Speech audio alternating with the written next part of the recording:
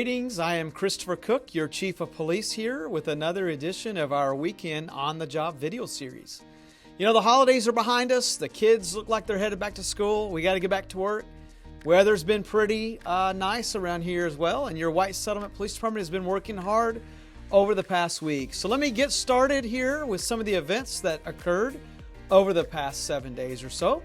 On Tuesday night, I attended the City Council meeting and presented a huge award to the community and Police Department on behalf of the National Association of Town Watch. That's right, White Settlement Police Department received the 2022 National Night Out Award based upon our level of participation and the amount of participants who came out to take a stand against crime and get to know your neighborhood police officers and other city officials. We are already making plans for National Night Out 2023, and we can't wait to increase the amount of residents who attend this October, so stay tuned. The City Council also approved an agreement for us to allow the City of Westover Hills to utilize our jail services. I'm thankful for the partnership with Westover Hills Police Chief Shannon Martinez, and we have some incredible things occurring between both of our agencies in 2023. Everything from joining forces on our in-service training plan with our police officers to exploring new outreach efforts with their community. We continue to look for ways to assist and work alongside all of our neighboring agencies. I also had the distinct pleasure of meeting with Grand Prairie Police Media Relations Coordinator Alicia Ayala and share some of the things that we are doing here in White Settlement that have worked well in connecting with our residents and business owners. It's always good to share best practices with each other and leverage opportunities with other police agencies so that we can see where we can work together to build stronger communities all across North Texas. I also had lunch with the Tarrant County Combined Narcotics Team Commander who works for the Tarrant County Sheriff's Office. You know, they do a really good job in combating narcotics across North Texas. We were able to explore some new strategies and see how White Settlement can fit into that picture. In reverse some of the trends that we've been seeing across town, especially in our hotel-motel corridor along the service road of I-30. So again, stay tuned for that. We should have an announcement soon. On the public safety front, we had a few calls for service worth mentioning. Over the past week, one of our officers got behind two female suspects who were out joyriding and driving recklessly in our city along Meadow Park Drive. Unbeknownst to the officer, the female pair had just stole the car from a convenience store on Calmont in the city of Fort Worth. As you can probably imagine, the suspects took off and wrecked into a fence near the maintenance building owned by the White Settlement Independent School District.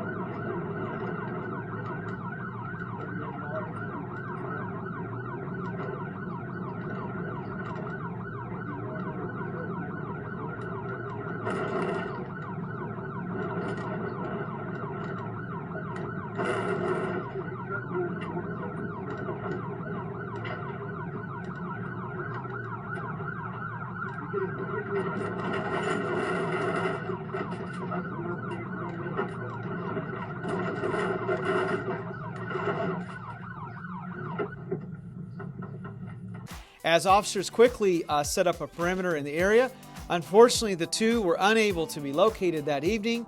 However, we did find some drugs in the car. If you know either of these females, the identity, please alert one of our detectives by emailing wspd@wspd.us. Fort Worth notified us of a double homicide this past week in West Point involving a 14 and 17-year-old. While they still remain primary on the criminal investigation, our team has offered any and all assistance to their police department, especially if they determine that there are ties to our community. It's our understanding from Fort Worth at this time that they've made some really good investigative progress and they have not requested any particular assistance. However, we continue to hope for community healing and closure as soon as they're able to find those responsible. With regards to the criminal investigation at the Academy Sports and Outdoors from 2 weeks ago, Investigators did receive some of the digital evidence back from the District Attorney's Office this past week. Our team is sifting through all of that. We still have some other evidentiary reports that we're still waiting to come back. Lieutenant Callahan, our Criminal Investigations Commander, did meet with the Tarrant County Criminal District Attorney's Office on Friday to brief them on all of the evidence and information we have at this point. And the DA's office agreed that we need to continue our investigative efforts because at this point they do not feel like we are ready to present a criminal case at this time based upon the facts that we know and the information that we've received. We know that the community wants answers and for this case to be closed, but again, we do need some additional time to make sure that we're presenting a valid case that is based upon the elements of an offense outlined in criminal law, coupled with the evidence to back that investigation up. Trust me, if we had enough to get an arrest warrant at this point, I would be the first one out there serving it with our team. The District Attorney's Office is providing oversight in this case and agreed that we need more investigation and to wait for some of the other evidence to come back and the facts before proceeding further. And that DA's office, they're the experts in this. They're the ones that would present this criminal case for prosecution, and so they serve as the subject matter experts. And so we're going to go by their guidance at this point. On another front, we saw 2 catalytic converter thefts in our city last week. One of them happened in the 700 block of Dale Lane at an apartment complex. The second one, a few minutes later, was another apartment complex in the northern part of our city in the 1300 block of North Jim Wright Freeway down by North Las Vegas Trail. We're in the process of seeking out video footage from anybody that may have a Ring doorbell or other camera system that might show these offenses. But again, be on the lookout certainly for suspicious people that are near vehicles and act like they're doing some type of maintenance or something like that. If they're working underneath the car, please give us a call. Both of those cases involved a pickup truck and an SUV. As we get ready to close the program this weekend, we now have a community date to honor Assistant Police Chief Tim Denison. We will hold a come and go retirement reception at the Pecan Grove Convention Center. This is located at 405 North Las Vegas Trail in our city, pretty close behind the post office if you're familiar where that's at. We're going to host this ceremony on Thursday, January 26th from 5:30 to 7:30 p.m. Again, you're welcome to attend and provide a proper send-off as he transitions to the Mineral Wells Police Department. We're also about 2 weeks away from kicking off our new Public Safety Cadets program. This is a youth engagement program, and we need teens from the ages of 14 to 20 to sign up.